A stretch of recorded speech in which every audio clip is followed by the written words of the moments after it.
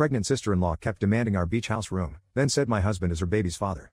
I, 28F, have been married to my husband, Ryan, 30M, for 5 years now.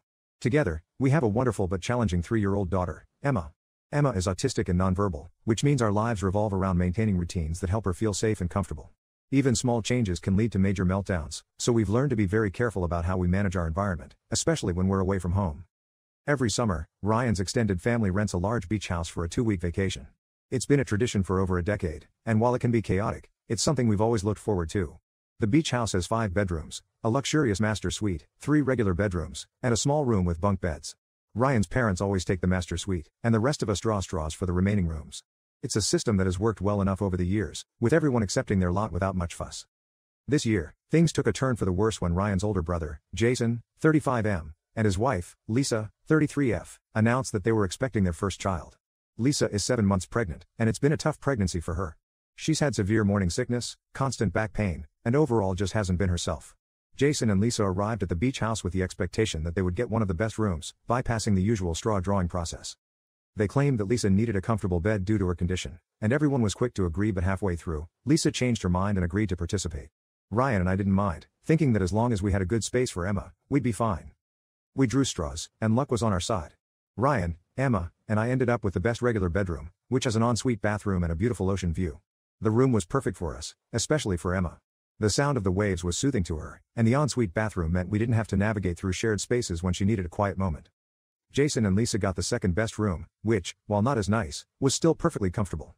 It seemed like everything was settled, but I should have known that with Lisa, nothing was ever simple. A little backstory. Before I met Ryan, there was history between him and Lisa. They had a brief fling the summer after college, one of those intense, short-lived romances that burns bright and fast. They met at a mutual friend's party and were immediately drawn to each other. They spent a few hot weeks together, but it quickly became clear that they were too different to make it work.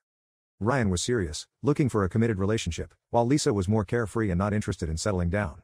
They ended things on relatively good terms, but there was no denying the chemistry that had once been there. Fast forward 7 years, and Ryan was now married to me, and Lisa ended up marrying Ryan's older brother, Jason. Awkward, I know. Jason wasn't exactly a looker with his balding head and large belly, but he made up for it by pandering to all of Lisa's needs. Back then, when Ryan and I started dating, Lisa was already part of the family, but there was always this unspoken tension between us. Lisa always acted like she was in some kind of competition with me, as if she needed to prove that she's better or more desirable. It's exhausting. I've never been the jealous type, but Lisa's constant need to one-up me had gotten under my skin more times than I cared to admit. One particular instance comes to mind. It was a few years ago during a family dinner. We were all gathered at Ryan's parents' house for Thanksgiving, and the conversation turned to our respective careers. I'm a graphic designer, and I had just landed a major client, which was a big deal for me. Ryan, being the supportive husband he is, proudly mentioned my achievement to the family. Lisa immediately jumped in, mentioning that her latest real estate deal had closed for twice the commission she was expecting. The way she said it, with that smug little smile, made it clear she wasn't just sharing good news, she was trying to overshadow my accomplishment. It was a small thing, but it was just one of many instances where Lisa seemed determined to remind me that she's always one step ahead. I didn't think much of it, especially during moments like this when I had to live in the same house with her. When we arrived at our room, things started off well enough. We unpacked, settled into our room, and began to unwind. Emma took to the new environment surprisingly well. She loved the view and spent a lot of time by the window, watching the waves roll in. Ryan and I were relieved. Emma's happiness and comfort are always our top priority. However, during dinner on the first night, things took a turn. Lisa began complaining about their room.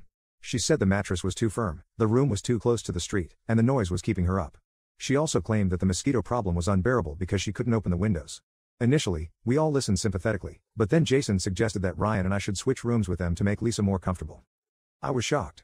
It wasn't just the request, it was the way it was presented, as if it was a given that we would comply without question. I politely declined, explaining that Emma was already settled in our room and that disrupting her routine could lead to meltdowns.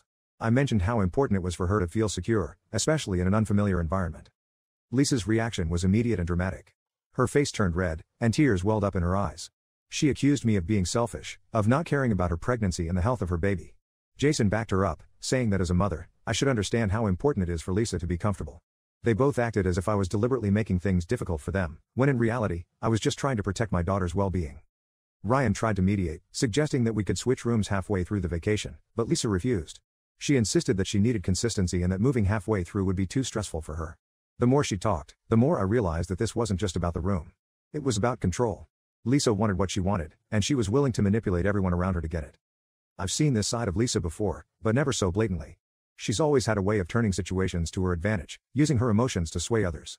In the past, I've tried to be understanding, to rise above it, but this time, I couldn't back down. It wasn't just about standing up for myself, it was about standing up for Emma, who couldn't advocate for herself. The argument escalated quickly.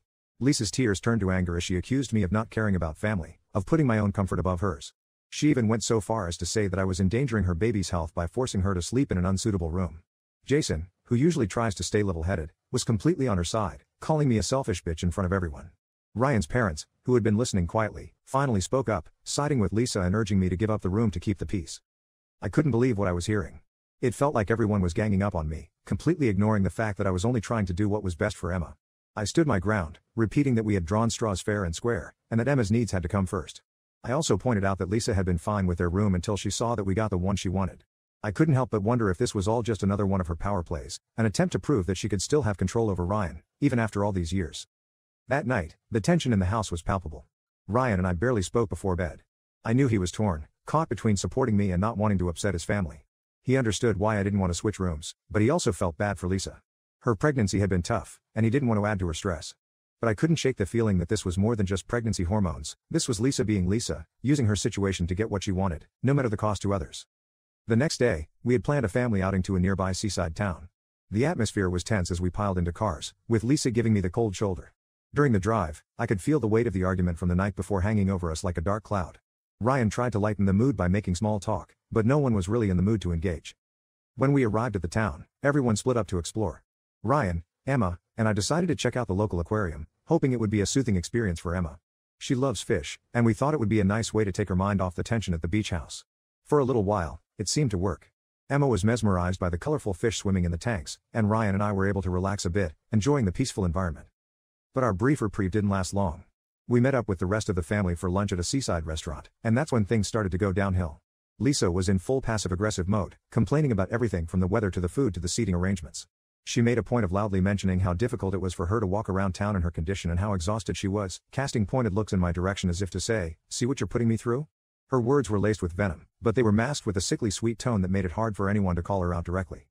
It was when the waiter brought out the food that things escalated. Lisa took one look at her plate and wrinkled her nose in disgust. "I can't eat this," she declared, pushing the plate away dramatically. "It's too greasy, and the smell is making me nauseous. I thought we'd go somewhere that caters to people with special needs," she said, glancing at her belly as if the world should revolve around her pregnancy. If I had the opportunity to run her over with my car, I'd have shown her the true meaning of special needs. Anyways, Jason, always ready to defend his wife, immediately called the waiter over and demanded a new dish, something more appropriate for a pregnant woman. The waiter, looking flustered, apologized and hurried off to make the changes, while Lisa shot me a triumphant look, as if she'd won some unspoken battle. The rest of the meal was tense and uncomfortable. Every time someone tried to steer the conversation to a more neutral topic, Lisa would find a way to bring it back to her pregnancy